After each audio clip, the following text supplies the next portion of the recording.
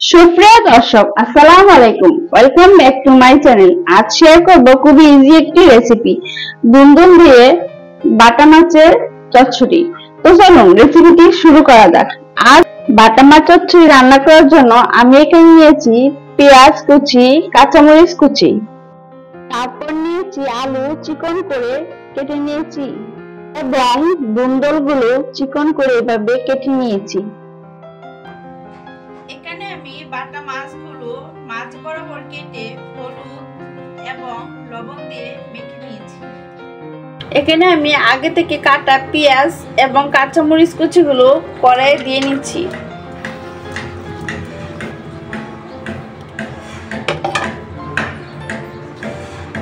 এখন পরিমাণ মতো লবণ দিলাম।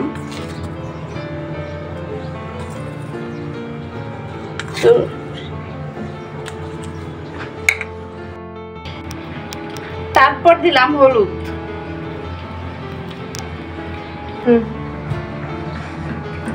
এখন দিলাম ধনিয়া গুঁড়ো।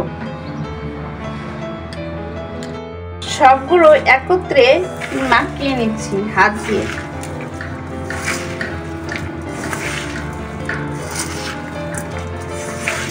এভাবে ভালো করে মাখিয়ে নেব।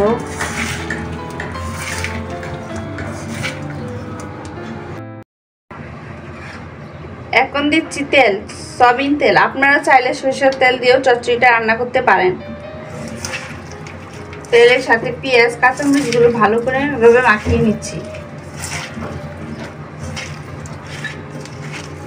এখানে আমি আগে থেকে কাটা আলুগুলো দিয়ে আবার মাখিয়ে নেব।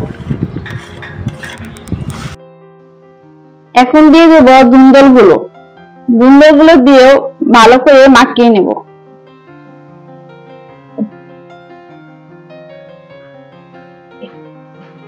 ভালো করে মাখিয়ে নিচ্ছি।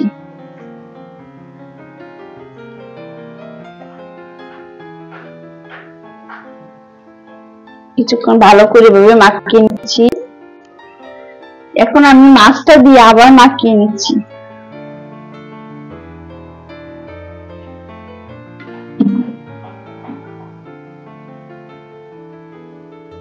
মাছটা মাখানো হয়ে গেলে আমি এখানে দিয়ে দেব অল্প একটু জিরা।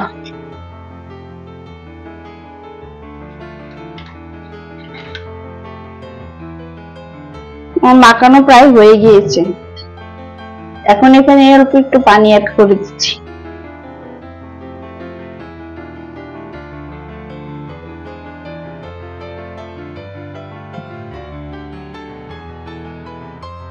এখন আমি কড়াইটি চুলায় বসিয়ে দিয়ে চুলাটা জ্বালিয়ে দিলাম।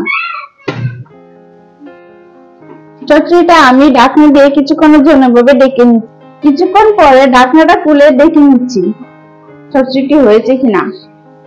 এখনো অনেক পানি আছে, সে পর্যন্ত অপেক্ষা করছি। আবার একটু ঢাকনাটা খুলে দেখে নিচ্ছি পানি শুকিয়েছে কিনা। এখনো অনেক পানি আছে। পানি না শুকা পর্যন্ত আমরা অপেক্ষা করব। তাই আবার ঢাকনা দিয়ে চচ্চড়িটা ডেকে দিলাম। এখন ঢাকনা খুলে দেখে নিচ্ছি। দেখতে পাচ্ছেন কি সুন্দর আমার চচ্চড়িটা হয়ে গিয়েছে। এখন পরিবেশন করে দেখাবো।